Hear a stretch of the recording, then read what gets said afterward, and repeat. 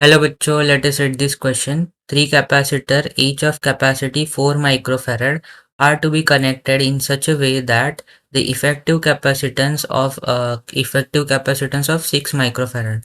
This can be done by option A, connecting all of them in the series. Option B, connecting them in a parallel. Option C, connecting two in series and one in parallel. Option D, connecting two in parallel and one in series. तो इस question में हमारे पास क्या दिया है, तीन capacitor दिए जिनका कैपेसिटी है 4 माइक्रोफैरड। तो हमें इफेक्टिव कैपेसिटेंस चाहिए 6 माइक्रोफैरड। तो ये 6 माइक्रोफैरड आने के लिए हमें ये तीन कैपेसिटर को कौन से कॉम्बिनेशन में कनेक्ट करना है, ये हमें फाइंड आउट करना है। इस क्वेश्चन को सॉल्व करने के लिए जो की कॉन्सेप्ट हम लोग यूज़ करेंगे वो होगा effective capacitance in the case of series और पैरेलल कॉम्बिनेशन।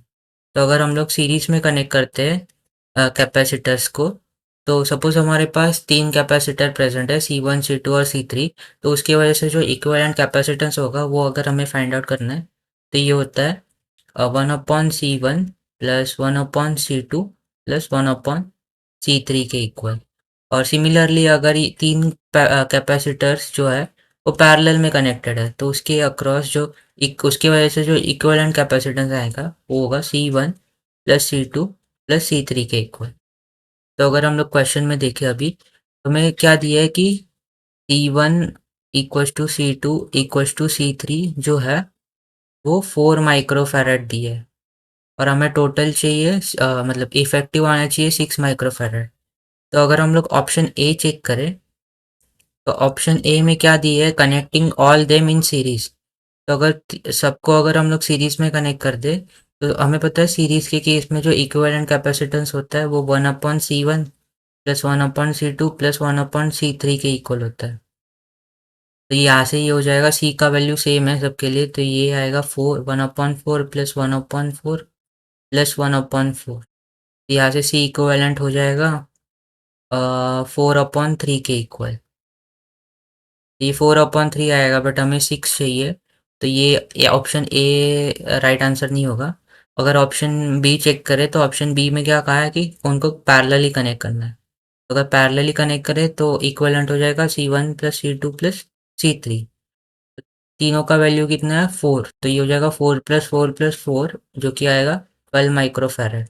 बट हमें चाहिए 6, तो ऑप्शन बी भी हमारा रॉन्ग हो जाएगा। ऑप्शन सी चेक करें तो connecting two in series and one in parallel. तो पहले अगर दो को सीरीज में कनेक्ट करें तो उसकी वजह से एक ये हो जाएगा, इक्विवेलेंट हो जाएगा C1 into C2 upon C1 plus C2। तो ये जाएगा 4 इंटू 4 जो कि आएगा 16 डिवाइडेड बाय 4 प्लस 4 जो कि आएगा 8। तो ये हो जाएगा 2 के इक्वल 2 माइक्रोफैरड।